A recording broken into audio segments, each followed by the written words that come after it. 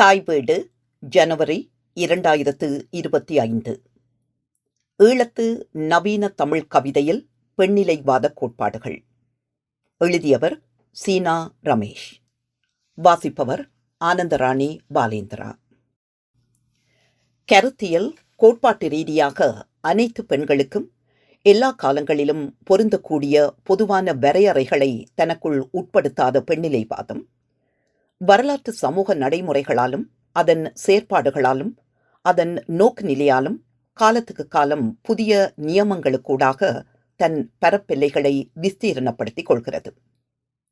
சமூக பண்பாட்டு தளங்களில் பெண்களின் இருத்தலை அறிந்து கொள்ளவும், பெண் தன்மீது பிரயோகிக்கப்படும் வன்முறைகள், பிரச்சினைகள் முதலானவற்றை உணர்ந்து கொள்ளவும், பின் எல்லா சிக்கல்களையும் இனங்கண்டு அவற்றிலிருந்து நீங்கிக் கொள்ளவும், பாலின பாகுபாடு தொடர்பான சமூக பண்பாட்டு வேர்களை இனம் கண்டு கொள்ளவும் பெண்ணிலைவாதம் உதவுகிறது. கோட்பாடு என்ற சொல் கொள்கை, நிலைமை, கொண்டிருக்கும் தன்மை, அனுசரிப்பு என பன் பொருண்மையில் கட்டுருவதாக கழகத் தமிழ் அகராதி பொருள் விளக்கம் தருகிறது. இதுபோல கிரியாவின் தற்கால தமிழ் அகராதி கோட்பாடு எனும் சொல்லுக்கு ஒரு துறையில் ஒன்றை விளக்க சில கொள்கைகளை அடிப்படையாக கொண்டு தர்க்கபூர்வமாக நிறுவப்படும் கூற்றுகளின் தொகுப்பு என கூறும். கோட்பாடுகள் என்பது ஒரு முறையான சமூகத்தில் நடக்கும் நிகழ்வுகளை கோர்வையாக விளக்கக்கூடிய ஒரு கூட்டு சிந்தனை என்பார் அரங்க மல்லிகா. பெண்ணின் வெளியும் இருப்பும், பக்கம் 8. இதன் வழி கோட்பாடு என்பது அமைப்பு முறையை அடிப்படையாக கொண்ட கூற்றுகளின் தொகுப்பு அல்லது கூட்டு சிந்தனையின் சமூக வெளிப்பாடு என்ற கருத்தாக்கம் பெறப்படுகிறது. தமிழக பண்பாட்டு மரபு வழி சமூகத்தில் ஆணின் ஆளுகைக்கு கீழ் பெண் வாழுதல் என்னும் நிலைமையை உடைத்து நவீன உலகுக்கு ஏற்ற வகையில் புது கோட்பாடுகளை வரையறுக்க வேண்டிய தேவையுள்ளது. பெண்களுக்கு எதிராக நிகழ்த்தப்படும் வன்முறைகளையும் அடக்குமுறைகளையும் அகற்றவும், பெண்ணுரிமை மறுப்புகள், சுரண்டல்களை தடுக்கவும், பெண் கீழ்நிலைக்கான காரணங்களை கண்டறியவும் பெண்ணியமும் அது சார்ந்த கோட்பாடுகளும் அவசியமாகின்றன. அவ்வகையில் சமகால பெண்ணிலைவாத சிந்தனைகள் முற்போக்குவாதம், லிபரலிசம், தீவிர பெண்ணியவாதம் அல்லது தூய பெண்ணியம், ரடிக்கல் ஃபெமினிசம், மார்க்சியவாதம், கிளாசிக்கல் மார்க்சிசம், பண்பாட்டு பெண்ணிலைவாதம், கல்ச்சர் ஃபெமினிசம் என்னும் பிரிவுகளுக்குள் அடக்குவனவாக இருப்பது நோக்கத்தக்கது. இவை தவிர கருப்பு பெண்ணிலைவாதம், தலித் பெண்ணிலைவாதம், சூழல் பெண்ணிலைவாதம், ஆன்மீக பெண்ணிலைவாதம், மனை பெண்ணிலைவாதம் முதலான பெண்ணிலைவாதங்களும் காணப்படுகின்றன. மேலைத்தைய நாடுகளின் கருத்துக்கள், உள்ளோட்டங்கள் சகல சமூக அமைப்பினதும் நடைமுறைசார் விளக்கங்களாகவும் அமைவதில்லை.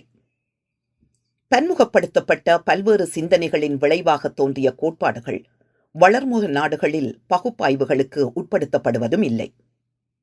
பெண்கள் எதிர்நோக்கும் சுரண்டல்களையும் உரிமை மறுப்புகளையும் அடக்குமுறைகளையும் வெளிப்படுத்தும் வகையில் இப்பகுதி 4 பிரதான கோட்பாடுகளை ஆய்வுக்கு உட்படுத்துகிறது. முற்போக்கு பெண்ணிலைவாதம், லிபரல் ஃபெமினிசம்.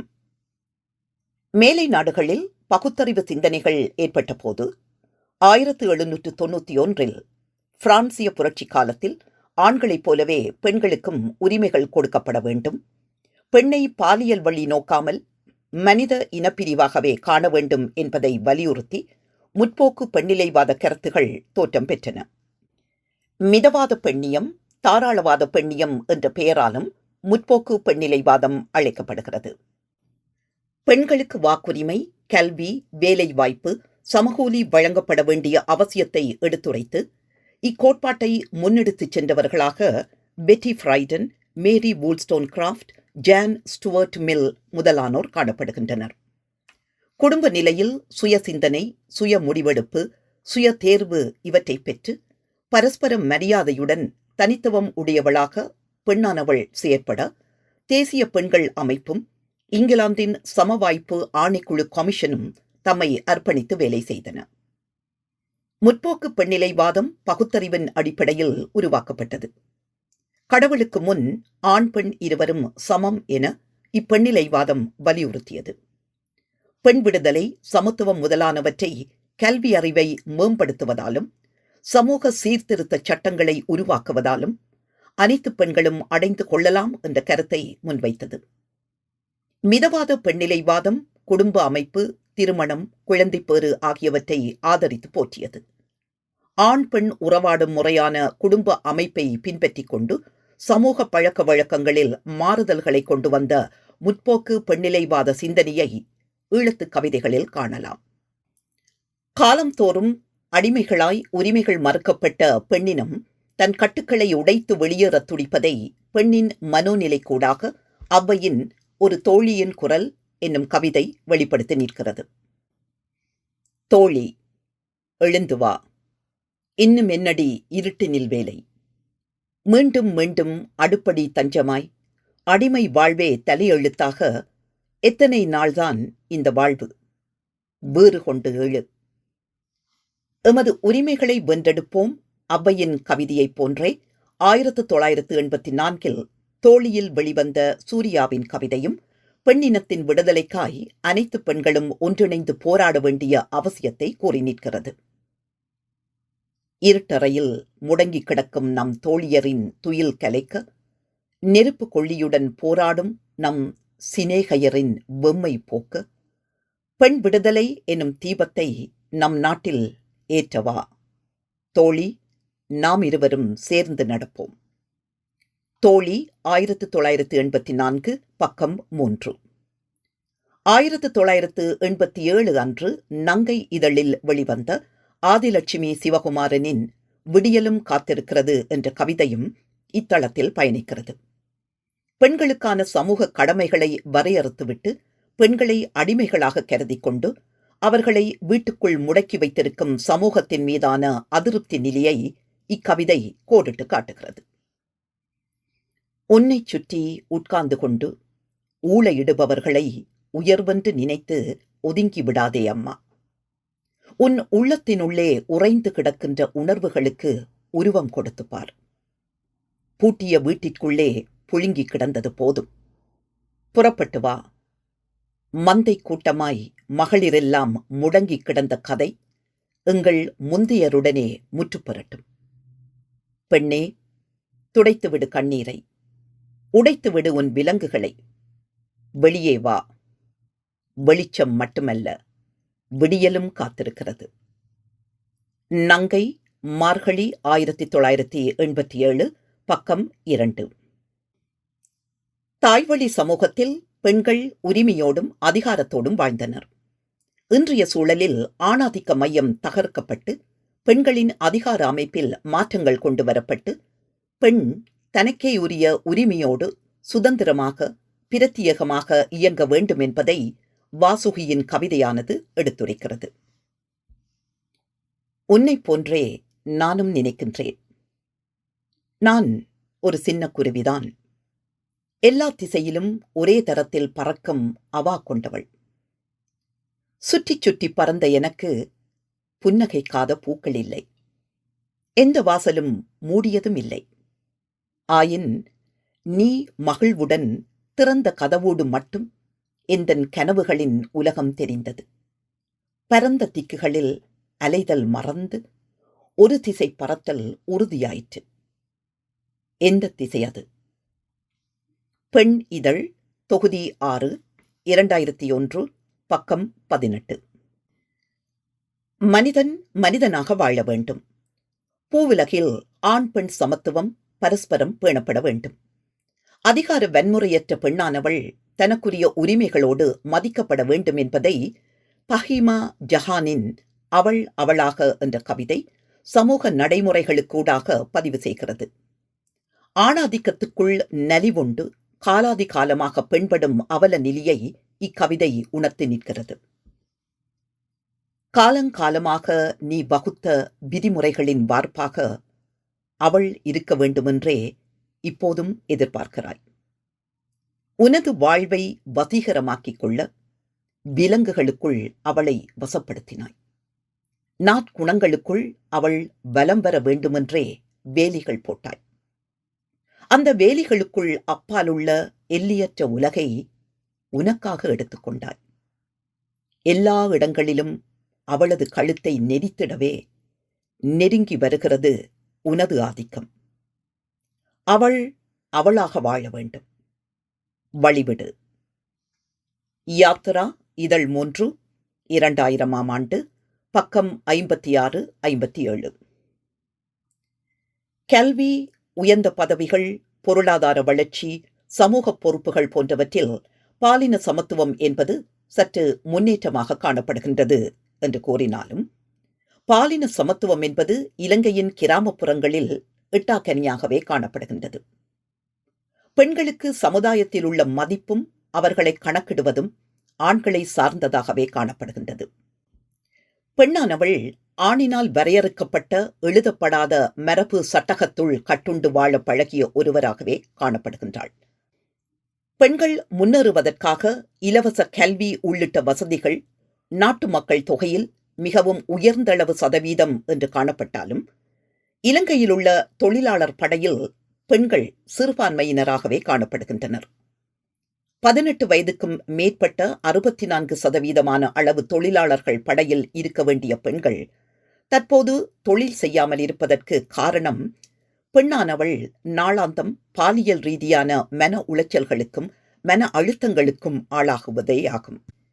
இதேபோல பெண்களுக்கான நாடாளுமன்ற பிரதிநிதித்துவமும் 5.3% குறைவாகவே காணப்படுகின்றது.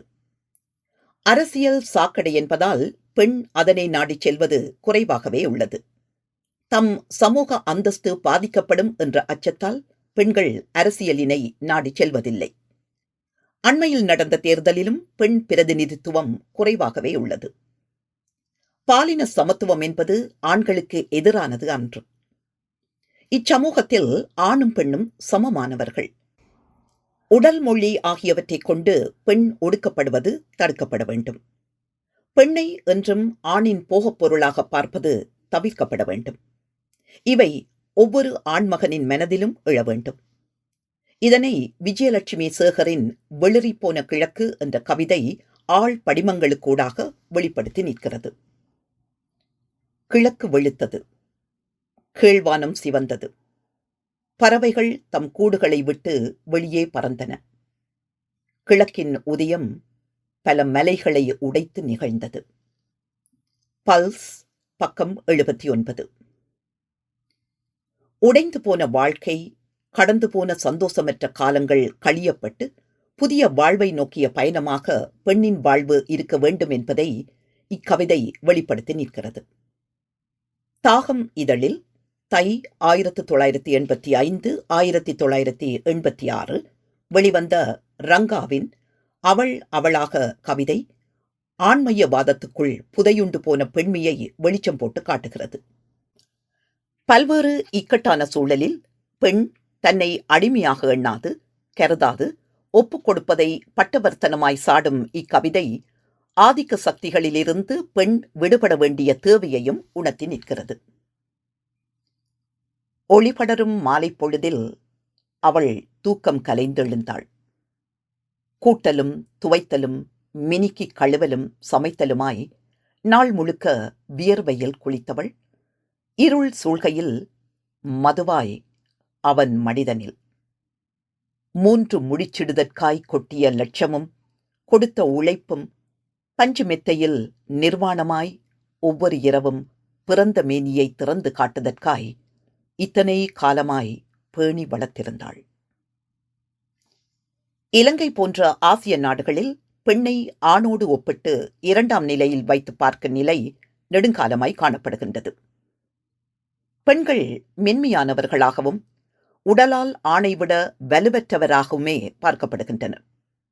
பெண்ணை ஆண்களுடன் அதிகம் பேசக்கூடாது என கூறியும், பெண்களை ஊர் சுற்றக்கூடாது என தடுத்தும் வளர்க்கும் பெற்றோர் தம் பெண்கள் இவ்வாறுதான் வாழ வேண்டுமென வரையறுத்து வளர்க்கின்றனர். இந்நிலையில் இருந்து கொண்டு பெண்கள் தம் எல்லை மீறிய செயற்பாடுகளில் ஈடுபடும் போது ஆண்மூச்சுக்காரியாகவும் அகம்பாவம் பிடித்தவளாகவும் தரைகட்டு திரியும் தற்குறியாகவும் சமூகம் அவளை விமர்சிக்கிறது. இதனை கலைமகளின் கவிதையில் காணலாம். உனக்கு தெரியும், நான் இப்படித்தான். நீ சொல்வது போன்று எடுத்தற்கெல்லாம் கேள்விகள் கேட்பதும், சொல்வதற்கெல்லாம் தலையாட்டாமல் சண்டை போடும் நீ சொல்லும் அடங்காப்பிடாரை. துணிச்சலாய் திரியும் நீ சொல்லும் வாய்க்காரி. ஆண் மூச்சுக்காரிதான். மூச்சுக்களிலும் ஆண் பெண் வேறுபாடு கண்டுபிடிப்பவன் நீ. உனக்காய் அவர்களுக்காய் வாழத் தெரியாதவள். உனக்கு தெரியும், நான் இப்படித்தான். கவிதைகள் பேசட்டும். பக்கம் 48, 49. ஏற்கனவே உள்ள சமூக தடைகளை நீக்கி இன்றைய சமூகத்தில் உள்ள பெண்களின் நிலையில் மாறுதல்களை ஏற்படுத்தி பெண்களின் நிலை உயர்த்தப்பட வேண்டும் என்பதை தாராள பெண்ணியவாதிகள் தொடர்ந்தும் வலியுறுத்தி வருகின்றனர். தீவிர பெண்ணிலைவாதம் அல்லது தூய பெண்ணிலைவாதம், ரெடிக்கல் ஃபெமினிசம், நவீன பெண்ணியம் என அழைக்கப்படும் தீவிர பெண்ணியவாதம் 70களின் ஆரம்பத்தில் மேலை நாடுகளில் தோற்றம் பெற்ற புரட்சிகர இயக்கமாகும். பெண்களின் கீழ்மை நிலையானது உற்பத்தி முறையால் ஏற்படுவதில்லை. மாறாக சமூகத்தின் மறு உற்பத்தி முறையால் அவர் வகிக்கும் பங்கினாலேயே ஏற்படுகிறது என கூறும் தீவிரவாத பெண்ணியவாதிகள் கருவளமே பெண்களுக்கு முதல் எதிரி எனவும் கூறுவர். தீவிரவாத பெண்ணிலைவாதம் ஆணை எதிர்ப்பது, ஆணுடன் சேர்ந்து வாழ்வது கூடாது என பிரிவினைவாதம் பேசுவது. இது ஆணாதிக்கத்தின் எதிர்மறை விளைவாகும். ஆணாதிக்க பிடியில் அகப்பட்டு நலிந்து நசுங்கி அவலமுற்று வாழ்ந்த பெண்களின் வெறுப்பில் விளைந்த பெண்ணிலை கோட்பாடே தீவிரவாத பெண்ணிலைவாதம். ஆண்மையவாத சிந்தனையை உடைத்தலை முக்கிய நோக்காக கொண்டு செயற்படும் இப்பெண்ணிலைவாதிகள் உடலியல் சம்பந்தப்பட்ட காரணிகளே பெண்ணடிமை தளத்தின் அடிப்படைகள் என நம்புவதால் அதற்கு வித்தான திருமணம், குடும்பம் என்ற சமூக கட்டுகளையும் வெறுத்தனர். இந்நோக்கில் பாலியல் உரிமை, உடம்பின் மீதான கட்டுப்பாடு, தன்னின அனுபவம் முதலானவை இவர்களின் செயற்பாடுகளாக அமைந்தமையால் சுதந்திர பாலுறவு, ஃப்ரீ செக்ஸ், பெண் ஓரினச் சேர்க்கை, லெஸ்பியனிசம் முதலானவற்றையும் தூய பெண்ணியவாதிகள் வரவேற்றனர். தீவிர பெண்ணியவாதிகள் ஆணினை சார்ந்து இயங்கும் பாலியல் வாழ்வை வெறுத்து அதற்கு மாற்றீடாக பெண்ணுக்கும் பெரிதொரு பெண்ணுக்கும் இடையிலான பாலுறவை ஏற்கின்றனர். பெண்ணின் மறு உற்பத்தி மீதான ஆண் மேலாண்மையை வெறுத்த இப்பெண்ணியவாதிகள் பெண்ணின் மீதான பலாத்காரம், பெண்ணின் நிர்வாண படங்களை கண்டு மகிழ்தல் முதலான செயற்பாடுகளும் பெண் மீது இழைக்கப்படும் பாலின ரீதியான வன்முறைகளின் வெளிப்பாடுகளாகும் என கூறி கண்டித்தனர். ஆண்கள் அனைவரும் பெண்களுக்கு எதிரிகள் என்ற மனப்பான்மையை வளர்த்து கொண்ட இவர்கள் ஆண்கள் வெறுத்து ஒதுக்கப்பட வேண்டியவர்கள் என்ற அதி தீவிர வெறுப்பு மனப்பான்மையை கொண்டிருந்தனர். பெண்ணின் ஒருங்கிணைப்பின் மூலமும் தற்சார்பின் மூலமுமே ஆணை சார்ந்திராத தன்மையை உருவாக்கலாம் என கருதி அதற்காக தம்மை அர்ப்பணித்து உழைத்தனர். இயற்கைக்கு மாறான கருத்துக்களை கொண்டிருந்தமையால் இப்பெண்ணியவாதம் நின்று நிலை பெறவில்லை. ஆயினும் பெண் மீது இழைக்கப்படும் பாலின ரீதியான வன்முறைகளையும் அதன் செயற்பாடுகளையும் அதற்கு எதிரான பெண்ணிய எதிர்ப்பு வாதத்தையும் ஈழத்து நவீன தமிழ் கவிதைகளில் காணலாம். அந்தரங்கம் பகிரங்கம் என்பது தீவிரவாத பெண்ணியத்தின் முதன்மை சித்தாந்தமாகும். பெண்கள் உடற்கூற்றின் அடிப்படையில் ஆண்களால் நசுக்கப்படுவதை இவர்கள் எதிர்த்தனர். தந்தை வழி சமூகம் கற்பித்துள்ள பண்பாட்டு கட்டமைப்பில் ஆண் பெண் உயிரியல் கூறு வேறுபாடுதான் குடும்பத்துக்குள் பெண்ணை பாலியல் ரீதியில் ஒடுக்க காரணமாகிறது என்றுணர்ந்த தீவிரவாத பெண்ணிலைவாதிகள் தந்தை வழி சமுதாயத்தை உடைக்க முற்பட்டனர். இதனை ரேவதியின் சிதிலமடைந்துள்ள வாழ்க்கை கவிதையில் காணலாம்.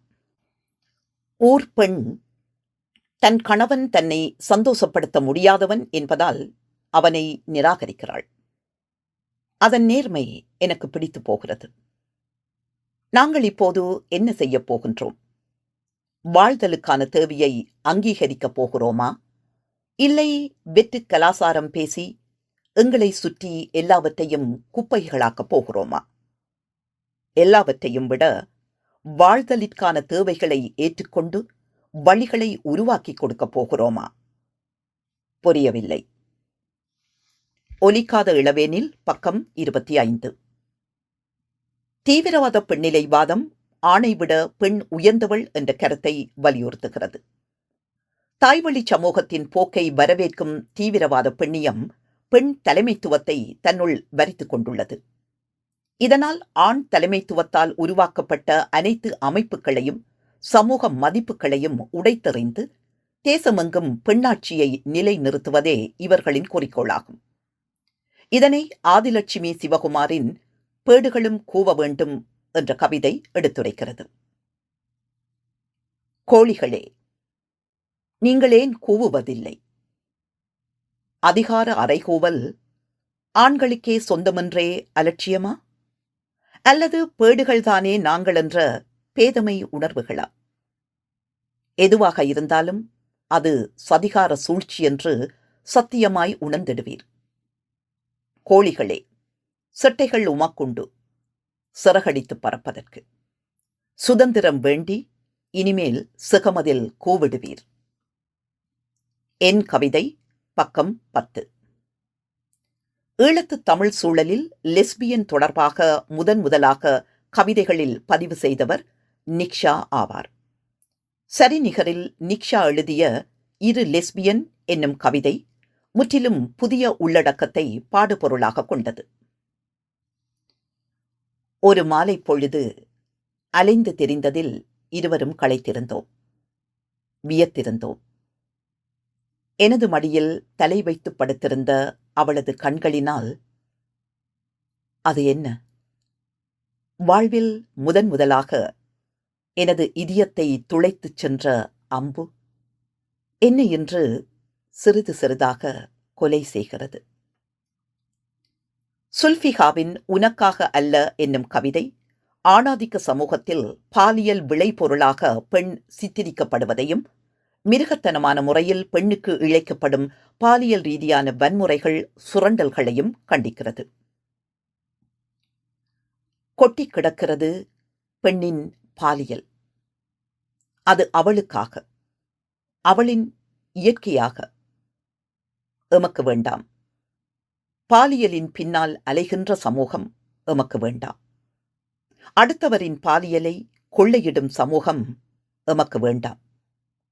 அவரவர் உரிமையை அவரவர் அனுபவிக்க அனுமதிக்கும் சமூகம். உயிர்த்தெழல், பக்கம் 8, 9. சமூக உருவாக்கமாக உள்ள பாலியல் ஆண் பெண் இருபாலாருக்கும் பொதுவானது. மனித செயற்பாடுகளின் ஊடகமான உடல் தூலப் பார்வையால் நோக்கப்பட வேண்டும், தூஷணியற்று மதிக்கப்பட வேண்டும் என்பதை சுல்ஃபிகாவின் இக்கவிதை மிக துல்லியமாக முன்வைக்கிறது. கலவியில் திருப்தியற்று தீர்ந்தெழ முடியாத பெண்ணின் மனோநிலையை அப்பட்டமாக வெளிப்படுத்தும் ரஞ்சனியின் புரிதலின் அவலம் கவிதை ஆணின் பாலுணர்வின் தோற்றம் குறுகிய நோக்கம் கொண்டது என்பதை திட்டத்தெளிவாக உணர்த்தி நிற்கிறது. நவீன தமிழிலக்கியத்தில் ஒழுக்க மதிப்பீடுகளுக்கு அப்பாற்பட்டு பெண்ணுடல் சார்ந்த அதன் பாலியல் அனுபவங்களை பேசும் இக்கவிதை பாரம்பரிய பண்பாட்டு வெளியை உடைத்து பெண் மொழிக்கு ஊடாக புதிய சுவடுகளை அழுத்தமாக பதிவு செய்கிறது. மார்க்சிய பெண்ணிலைவாதம். மார்க்சியவாதிகளின் கோட்பாடுகளை உள்வாங்கி வளர்ந்த இப்பெண்ணிலைவாதம் குடும்பம், தனிச்சொத்து, வாரிசு உருவாக்கல் முதலியவற்றால் ஏற்படும் சமத்துவமின்மைக்கும் பால் ரீதியான ஒடுக்குமுறைக்கும் காரணம் அங்கு நிலவும் தந்தை மேலாதிக்க சமூக செயற்பாடே என கூறுகிறது. தந்தை வழி சமதர்ம பொருளாதார அமைப்பில் ஆண் தலைவனாகவும் முதலாளியாகவும் சொத்துரிமை உடையவனாகவும் பெண்களை விட உயர்ந்தவனாகவும் கருதப்பட்டான். சொத்துரிமை வழி அவன் பெற்ற முதன்மை பெண்ணடிமைத்தனத்துக்கு வித்திட்டது என வாதிடும் மார்க்சிய பெண்ணிலைவாதம் ஆண்கள் பெண்ணுழைப்பை சுரண்டி அவர்களை அடிமைகளாக்கியதை வன்மையாக கண்டிக்கின்றது. இனம் மற்றும் பால்நிலை வேறுபாட்டை ஒழித்து பெண்கள் பெறுகின்ற பொருளாதார விடுதலையே சமுதாயத்தில் பெரும் மாற்றத்தை ஏற்படுத்தும் என்பதே மார்க்சிய பெண்ணியலாளர்களின் வாதமாகும். இதனை ஈழத்து பெண் கவிதைகள் மிக நுட்பமாக சித்தரிக்கின்றன. ஔவையின் ஒரு தோழியின் குரல் போன்றே 1984 தோழி இதழில் வெளிவந்த மிதிலாவின் எழுவாய் தோழி என்ற கவிதையும் பெண் அடக்குமுறைக்கு எதிரான குரலாக எழுகிறது. ஆண்டாண்டு காலமும் அடிமை வாழ்வுக்குள் புதையுண்டு ஆண்களால் வகுக்கப்பட்ட நெறிமுறைகளுக்குள் வாழும் பெண்கள் அதிலிருந்து மீண்டு தம் உரிமைகளை வென்றெடுக்க வேண்டும் என்பதை இக்கவிதை வலியுறுத்தி நிற்கிறது. பாரடி தோழி, பாரினில் உண்மை பகர்ந்திடும் சரித்திரம் இதுவேதான். நீ இனி எழுவாய் நெஞ்சினை உயர்த்தி, நெடுநாள் துயரை ஒரு நாள் முடிக்க தன்னந்தனியனாய் நீ இனி இல்லை. பெண்ணின் அடக்கப் பொய்மைகளை தகர்ப்பாய். முன்னம் வாழ்ந்த மூதாதை வாழ்வு இன்னும் தொடரா. இதை நீ அறிவாய். எல்லா உலகும் எழுச்சி நிமிர, எங்கும் பொதுமை சிவப்பு ஒளிகள் உன்னை சிறையில் உட்கார வைத்த பழைய உலகு பாதகம் ஒளியுது. எங்கும் உழைப்போர் ஏந்திய கொடிகள் உன்னையும் தன்னுள் இணைத்துக் கொண்டது. ஏகாதிபத்திய தாசர்கள் தந்த வாழ்வு முக்காடு வாழ்வு முடிந்தது எழுவாய். தோழி சித்திரை 1984 பக்கம் 48. காலாகாலமாக ஆண் பெண் மீது பிரயோகிக்கும் ஒடுக்குமுறையை வான் நிலாவின் இருள் விலகும் என்னும் கவிதை தத்துரூபமாக சித்தரிக்கிறது.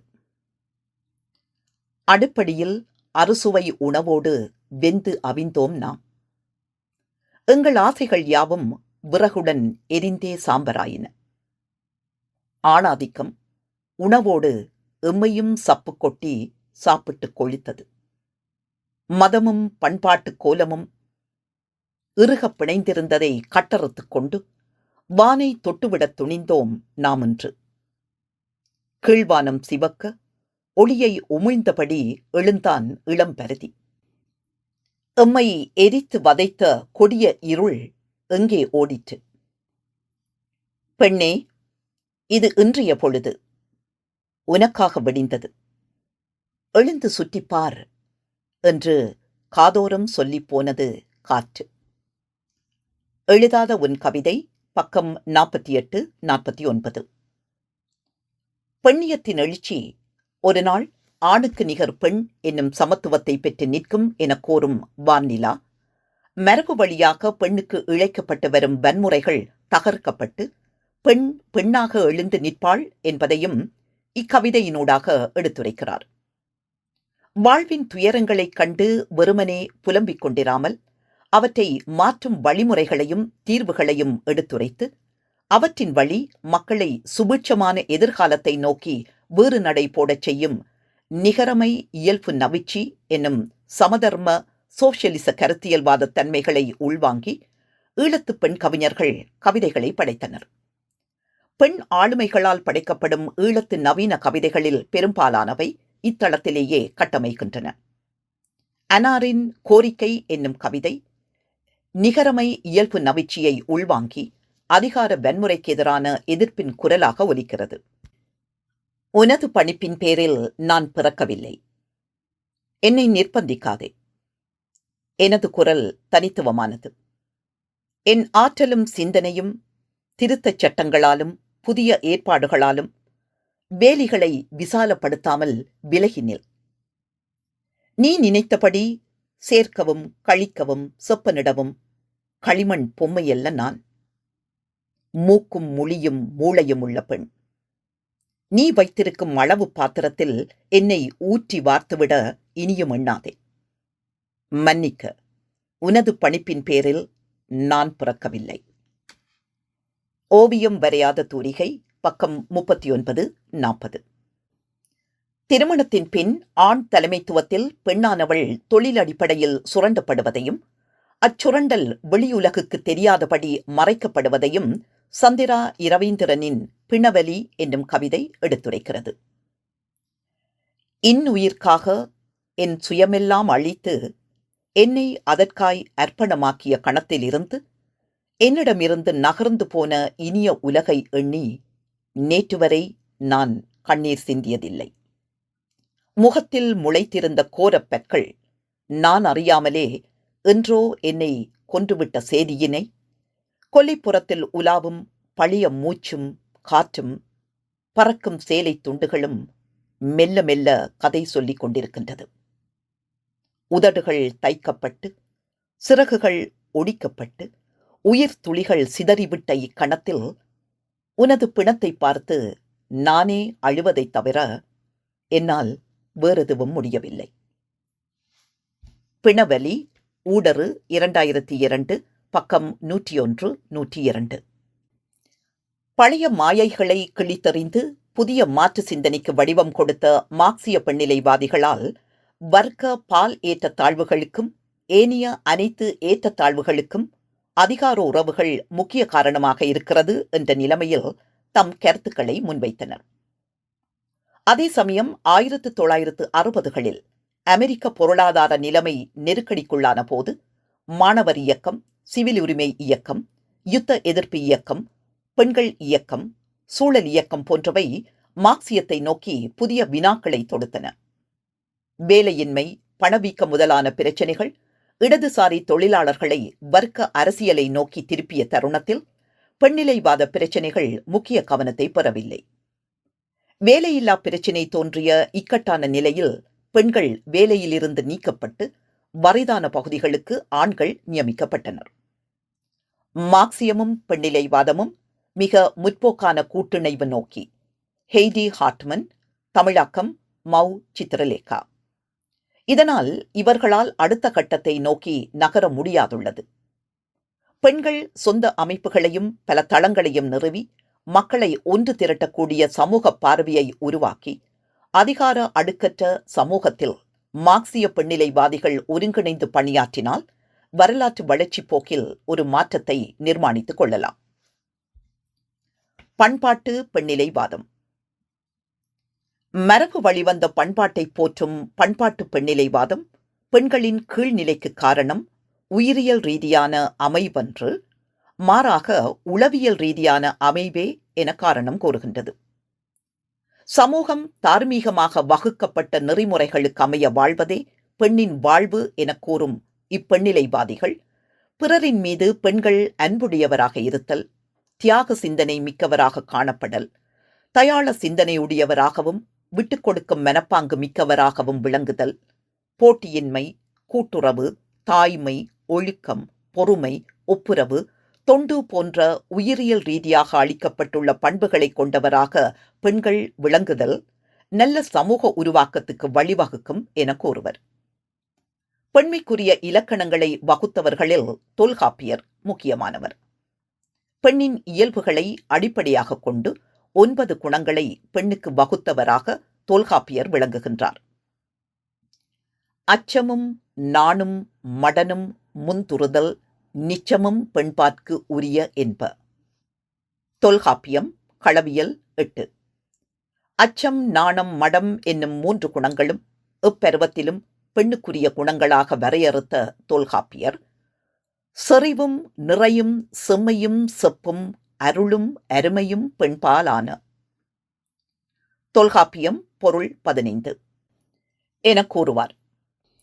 அதாவது செறிவாகிய அடக்கமும், நிறைவு எனப்படும் அமைதியும், செம்மை எனப்படும் மனங்கோடாமையும், செப்பு எனப்படும் சொல்லுதல், அறிவு எனப்படும் நன்மை தீமைகளை பகுத்தாய்கின்ற தன்மையும், அருமை எனப்படும் உள்ளக்கருத்தறியும் தன்மையும் பெண்களுக்குரிய குணங்களாக வகுப்பார். தொல்காப்பியர் பெண்ணுக்கு வகுத்த அச்சம், நாணம் முதலான குணங்களை பெண்ணுக்கு இழிவெனக் கூறி பாரதியார், ஈவேரா, பாரதிதாசன் முதலானோர் அதனை மறுத்துரைப்பர். நாணும் மச்சமும் நாய்கட்கு வேண்டுமாம் எனக் கூறி பாரதி கண்டிக்க, நாணமும் அச்சமும் வேண்டுமெனில் ஆணுக்கும் பெண்ணுக்கும் வேண்டும் என்று கூறி அதனை வழிமொழியும் பாரதிதாசன், அச்சமும் மடமையும் இல்லாத பெண்கள் அழகிய தமிழ்நாட்டின் கண்கள் என கூறுவார். ஆனால் பண்பாட்டு பெண்ணிலைவாதிகள் தொல்காப்பிய இலக்கணத்துக்கமைய தம் வாழ்வை அமைத்துக் கொண்டவர்கள். துணிச்சல், தைரியம், தன்னம்பிக்கை, விடாமுயற்சி மிக்கவரான பண்பாட்டு பெண்ணியவாதிகள் அகிம்சை, காருண்யம் என அறவழியில் நின்று தம் உரிமைக்காக குரல் கொடுப்பவர்கள். அநீதிகளைக் கண்டு துவண்டு விடாமல் அநீதியை தட்டி கேட்கும் பண்புள்ளவர்கள். பெண்ணுக்குரிய தன்மைகள் போற்றப்பட வேண்டும் என்பது இவர்களின் கருத்து. ஆணாதிக்க வெறுப்பின் காரணமாக தீவிர பெண்ணிலைவாதிகளைப் போல் பண்பாட்டு பெண்ணிலைவாதிகளும் ஆண்களை பகைவராக கருதுவர்.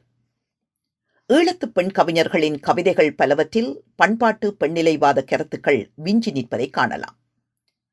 சர்மிளா ஜெயித்தின் வேப்பமரம் கவிதை பெண்மையின் உணர்வுகளை, அதன் ஈரத்தை, நேசத்தை, அதன் உன்னத நிலையை இயற்கையுடன் இணைத்து பேசுகிறது. அம்மாவின் மடி போலத்தான் அதன் நிழலும் குளுமையானது, மிக இதமானது. மண்ணில் ஊன்றியிருந்த அதன் வேரில் ஒரு தொகுதி எனக்குள்ளும் இருக்க வேணும். அதன் கம்பீரமும் பசுமையும் அழகும் வேறுபடி எனக்குள் ஊடுருவ முடியும். மனம் பொங்கும் மகிழ்ச்சியில் இருக்கிறேன்.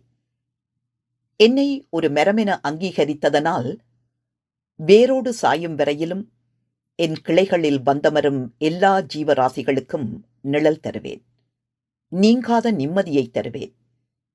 என் வேப்பமரம் எனக்கு தந்தது போல. சிறகு முளைத்த பெண், பக்கம் 27. நவஜோதி ஜோகரட்னத்தின் காற்று பிரித்தபோது கவிதை பெண்மையின் இலக்கணத்தை, அதில் பொதிந்திருக்கும் நுண்ணுணர்வின் பரிபாஷைகளை எழுதிச் செல்கிறது. அவள் மனதால் அழகானவள். மென்மையின் வதனத்தை அணைக்கின்றாள். இயல்பான எளிமையை, இருக்கின்ற அணைப்பு, எளிமை அழகானது, ஆனந்தம் தருவது. அவளுக்கு பிடித்தமான நாமத்தை நாளுக்கு நாள் இதயத்தில் செதுக்கச் செதுக்க இனிமை கசிகிறது, மகிழ்ச்சி தெரிகிறது. எனக்கு மட்டும் உதிக்கும் சூரியன், பக்கம் 111. நிஜ வாழ்வியலின் உண்மை பதிவுகளாக அமையும் இக்கவிதை அழகியல் தன்மையற்று உணர்வுகளுக்குள் கட்டுறுகிறது. பெண்ணின் சுயத்தில் தோன்றி சமூக பிரஜை மிக்க ஆழ்ந்த மனிதநேயத்தில் கட்டுண்ட இக்கவிதைகள் வாழ்வின் யதார்த்தத்தை பேசுகின்றன. அனுபவச் சூட்டில் மிளிரும் உணர்வுகளை ஆத்ம சுத்தியுடன் வெளிப்படுத்தும் இக்கவிதைகள் பெண்ணின் அவல உணர்வுடன் பிணைக்கப்பட்ட புதிய சொல்லாடலாக பரிணமிக்கிறது. பெண் அடக்குமுறைக்கு எதிரான குரலாகவும் பெண்ணுரிமைக்குரிய பாடுபொருளாகவும் அமையும் இக்கவிதைகள் பாலினம், சமத்துவம், இனப்பாகுபாடு மற்றும் பெண்ணின் சமூக அடையாளங்களையும் மறுவாசிப்புக்கு உட்படுத்துகின்றன. பெண்களின் அறிவையும் அனுபவத்தையும் மதிப்பிடுவதாக அமையும் இக்கவிதைகள் பெண் எழுத்து முறைகளை கண்டறிவதற்கான எத்தனமாகவும் உள்ளன. ஆண் மையவாத கண்ணோட்டத்திலிருந்து முற்றிலும் வேறுபடும் பெண்ணிலைவாத கவிதைகள் இலக்கியத்தை மறுமதிப்பீடு செய்யவும் உதவுகின்றன. நன்றி.